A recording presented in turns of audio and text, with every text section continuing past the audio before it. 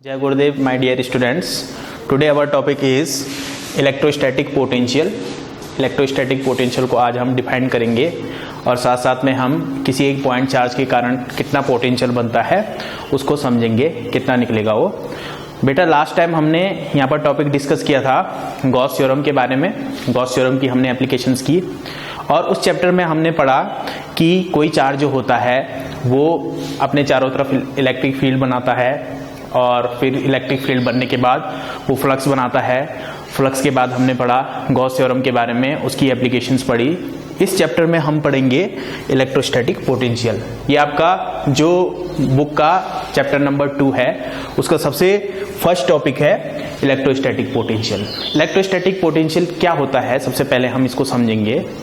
Electrostatic potential किसी point पे किसी यूनिट पॉजिटिव टेस्ट चार्ज को इन्फिनिटी से कितना वर्क डन करना पड़ता है इलेक्ट्रोस्टैटिक फील्ड में लाने में, उसके बराबर होता है. तो सबसे पहले हम इसकी डेफिनेशन लिखेंगे. तो ये हो जाएगी the electrostatic potential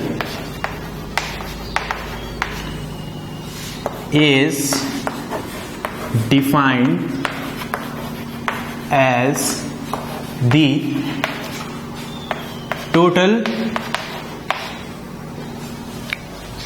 work done to bringing a unit positive test charge from infinity to a point in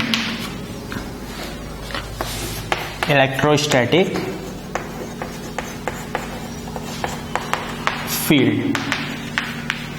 यानी कि किसी चार्ज जो होगा वो यूनिट पॉजिटिव टेस्ट चार्ज अगर हो जाए और उस चार्ज को इन्फिनिटी से और इलेक्ट्रोस्टैटिक फील्ड में लाने में जो वर्क डन करना होता है उसी को हम बोलते हैं इलेक्ट्रोस्टैटिक पोटेंशियल. इसका फॉर्मूला होता है इलेक्ट्रोस्टैटिक पोटेंशियल को हम V से रिप्रेजेंट कर सकते हैं और ये V जो होता है ये होगा W/Q के बराबर इन जनरल. अच्छा, हम यहाँ पर positive unit positive test charge ले रहे हैं यानी कि व्हेन Q = 1 तो हमारा पोटेंशियल होता है वर्क डन के बराबर. यही हम इसी हिसाब से हमने ये डेफिनेशन यहाँ पर रिप्रेजेंट करी. अब इसके बाद सेकंड पॉइंट आता है हमारा कि इलेक्ट्रोस्टैटिक पोटेंशियल कैसी क्वांटिटी होती है. तो इसमें आ जाएगा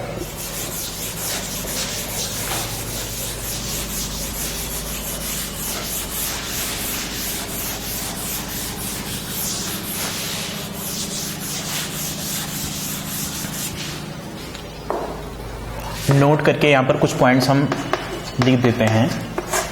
सबसे पहला पॉइंट हमारा है इलेक्ट्रोस्टैटिक पोटेंशियल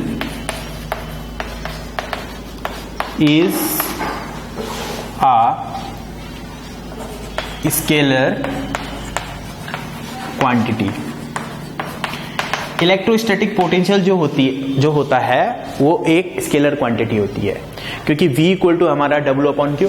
हमें पता है W जो है वो एक स्केलर क्वांटिटी है और Q जो है वो भी एक स्केलर क्वांटिटी है. तो इस प्रकार से इलेक्ट्रोस्टैटिक पोटेंशियल जो होती है वो एक स्केलर क्वांटिटी होती है. Second point, SI unit of electrostatic potential is, इसकी SI यूनिट क्या होगी? वर्क की SI unit divided by charge की SI यूनिट यानी कि जूल पर कूलम. ये इसकी SI यूनिट होती है. थर्ड पॉइंट, इसकी डायमेंशन क्या होगी? Dimension of electrostatic potential is, इसकी डायमेंशन हो जाएगी वर्क की dimension ml²T⁻⁻² divide by charge की डायमेंशन AT, तो इसकी डायमेंशन हो जाएगी ml², T की पावर ऊपर जाएगा तो T की पावर हो जाएगा -1, तो ये हो जाएगा T की पावर -3 और A इनवर्स, ये इसकी हो जाएगी डायमेंशन। तो ये कुछ पॉइंट्स थे इलेक्ट्रोस्टैटिक पोटेंशियल से रिलेटेड। अच्छा, सेकंड पॉइंट जो है, जो ऐसा यूनिट है इलेक्ट्रोस्टैटिक पोटेंशियल की, वो होती है जूल पर कूलम। ये जूल पर कूलम को हम वोल्ट भी बोल सकते हैं। वोल्टा एक साइंटिस्ट थे जिन्होंने इलेक्ट्रोस्टैटिक पोटेंशियल के बारे में बताया, तो उन्हीं के नाम पे इसको हम वोल्ट भी बोलते हैं। तो ये कुछ पॉइंट्स आ गए हैं इलेक्ट्रोस्टैटिक पोटेंशियल में। इसके बाद हम किसी जो चार्ज होता है वो कितना पोटेंशियल बनाता है